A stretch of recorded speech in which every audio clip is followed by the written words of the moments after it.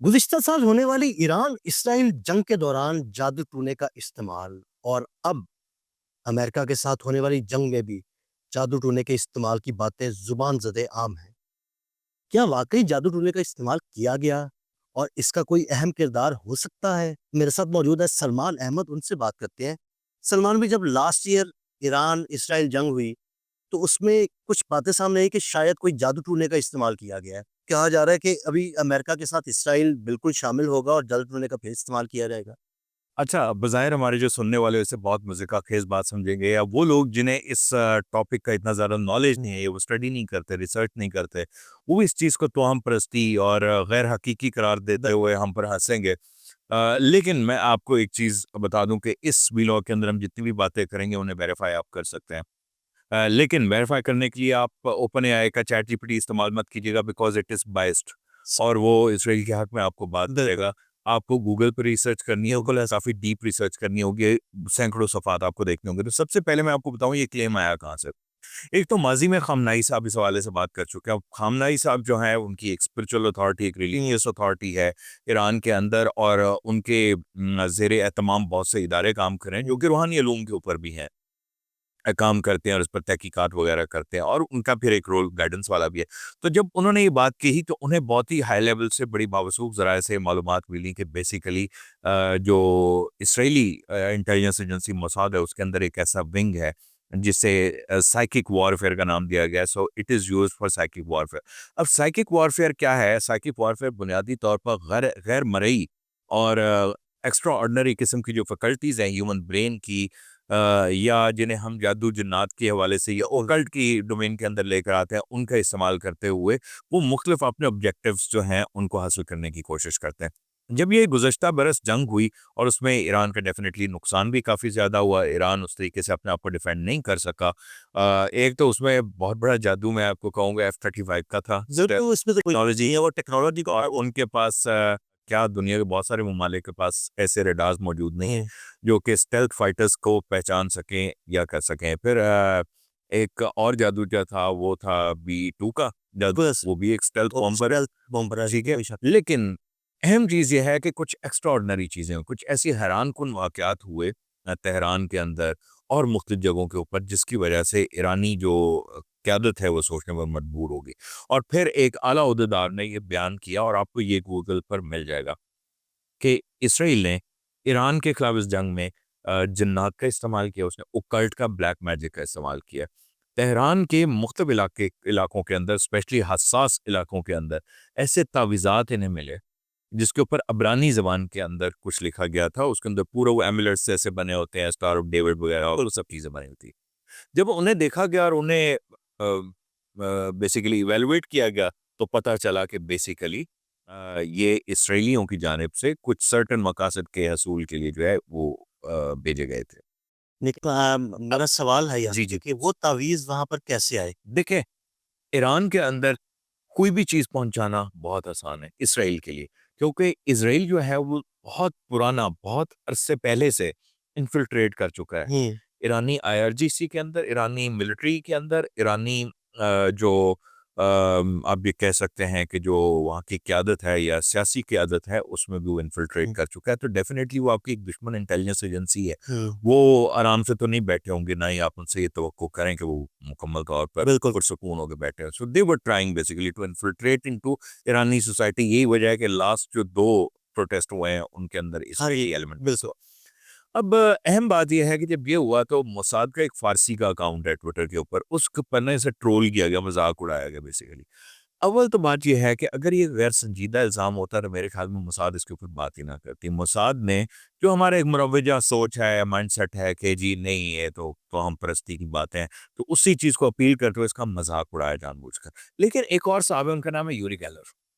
Yuri Geller जो है is a known magician in the world. वो टेलीपैथी उन्हें आती है, वो क्लेयरवॉयंट है, आप क्या सोच रहे हैं वो उन्हें पता चल सकता है। और आपको पता है टेलीपैथी एक रियलिटी, बहुत सारे लोग टेलीपैथ्स हैं। पाकिस्तान के अंदर 2 लोग ऐसे जिन्हें मैं जानता हूँ कि जो क्लेयरवॉयंट है, जिन्हें टेलीपैथी आती है, वो एंटरटेनमेंट पर्पसेस के लिए इस्तेमाल कर चुके हैं, इंडिया के अंदर भी हैं एंड दे आर नोन हुँ, पर्सनैलिटीज़। तो उसके अलावा उन्हें टेलीकिनेसिस वगैरह आता था कि वो एक चम्मच को देखते हैं, उसको मोड़ देना अपनी इंटेंशन से। तो उन्होंने बेसिकली अमेरिकन्स के साथ, अमेरिकन इंटेलिजेंस एजेंसी के साथ भी काम किया, और फिर एनएसए की कुछ लीक्ड डॉक्यूमेंट्स थी जिसके अंदर ये कहा गया कि कंट्रोल्ड एनवायरनमेंट के अंदर हमने इनकी एबिलिटीज़ को टेस्ट किया है और उसे बिल्कुल दुरुस्त पाया है, इनके जो दावे हैं वो मुकम्मल तौर पर दुरुस्त है। बाद में पता चला कि यूरी गैलर साहब जो हैं, वो लंदन में रहते हुए जब मुख्तलिफ टेलीविज़न शोज़ और इन चीज़ों के अंदर वो आ रहे थे और अपनी सलाहियतों का इज़हार कर रहे थे, बेसिकली वो कोवर्टली इज़राइली इंटेलिजेंस के लिए काम कर रहे थे। अच्छा। अब ये है कि उन्हें दुनिया में जाना जाता, आप उन्हें रिसर्च कर सकते हैं इस हवाले से। यूरी गैलर साहब के बारे में जाना जाता है, is a former operative working with the Israeli intelligence वगैरह। बिल्कुल।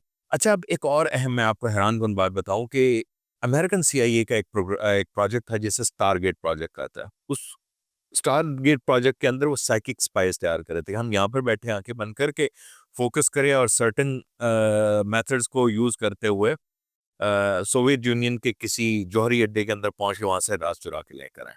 These were called psychic spice, और आपको बिल्कुल ओरिजिनल जो डॉक्यूमेंट्स हैं सीआईए के डीक्लासिफाइड उसके अंदर वो मिल जाएँगी। सो अब आपको पता चल गया होगा कि तो हम प्रश्न नहीं, या बिल्कुल नहीं। सिर्फ वही देखिए, मेरा ख्याल है कि इसमें बहुत हद तक सच्चाई भी हो सकती है। आप इवन पाकिस्तान या इंडिया या बांग्लादेश, हमारे इस खित्ते की मिसाल ले लें, तो आप अक्सर सुनते हैं कि बंगाल का जादू सर चढ़ हाँ के जी, बोलता है। सर चढ़कर बोलता। बिल्कुल, तो ये मेरा ख्याल है कि इसमें कोई बात नहीं है कि ऐसा ना हो। अच्छा, मेरे मुताले के मुताबिक एक अफ्रीकी जादू, एक बंगाल का जादू, उसके बाद इंडिया के अंदर केरला के इलाके के हुँ, अंदर जादू, लेकिन इन सबसे बढ़कर एक जादू है, वो कबाला के जादू है, कबालिस्टिक जादू, जो यहूदी इसके ऊपर महारत रखते हैं। अब यूरी गेलर का मैंने इसलिए ज़िक्र किया कि मैंने ये कहना था आप इसे ज़रूर सर्च कीजिएगा। मैं अगेन इसलिए बात कर रहा हूँ कि इस चीज़ को बहुत से लोग जो है वो गैर संजीदा या आई बॉल्स या व्यूज़ लेने की कोशिश समझेंगे, इसलिए मैं आपके सामने बार-बार कर रहा हूँ कि आप यूरी गेलर को ज़रूर रिसर्च करें कि उसने ईरान के हवाले से क्या कहा। उसने बेसिकली कहा कि जी ये बिल्कुल दुरुस्त है, और मैं जानता हूँ कि इसराइली मोसाद के अंदर साइकिक स्पाइज़ हैं, और क्योंकि मैं खुद साइकिक हूँ, इसलिए मैं ये जानता हूँ कि इन्होंने वहाँ पर क्या कुछ किया है। सो आज के दौर के अंदर हम जिस तरह से अपने रूहानी वर्सेस बहुत ज़्यादा दूर हो गए बिल्कुल। हैं, सेक्टेरियनिज़्म और ये वो चीज़ें, वो हम बहुत ज़्यादा मुतासिर नज़र आते हैं मगरबी तर्ज़ फ़िक्र जो हमारे अंदर की गई है कि जी रूहानियत कुछ नहीं है, जी बस ड्रामा, तो फ्रॉड भी होगा, डेफ़िनेटली होगा, लेकिन कुछ ना कुछ हकीकतें हैं, हमें नहीं, अपने नहीं, अलूम और अपने वर्से के साथ है। जोड़ना। और यही वजह है कि आपको लगता है कि ईरान के इर्द-गिर्द हर चीज़ बंधी हुई है। ईरान हाथ-पाँव नहीं मार पा रहा, माँ सिवाय इसके कि वो जो तैयारियाँ कर सकते हैं, वो कर रहे हैं। इसके अलावा बैनुल-अक़वामी सतह पर स्ट्रैटेजिक लेवल के ऊपर ईरान इस वक़्त बहुत ज़्यादा खतरनाक सूरत-ए-हाल से दो-चार है। कोई उसकी मदद को नहीं आ रहा, ऐसे ही चीन नहीं आ रहा, ऐसे ही रूस चीन, नहीं आ रहा, रूस नहीं आ रहा। रूस नहीं आ रहा। इसी तरह से उसके इर्द-गिर्द वो ममालिक जो इससे बड़े बहुत बुरे तरीके से मुतासिर हो सकते हैं, वो कुछ नहीं कर पा रहे। डोनाल्ड ट्रंप है, उन्हें कौन कोई कहे, तो भैया ये ये ना करें।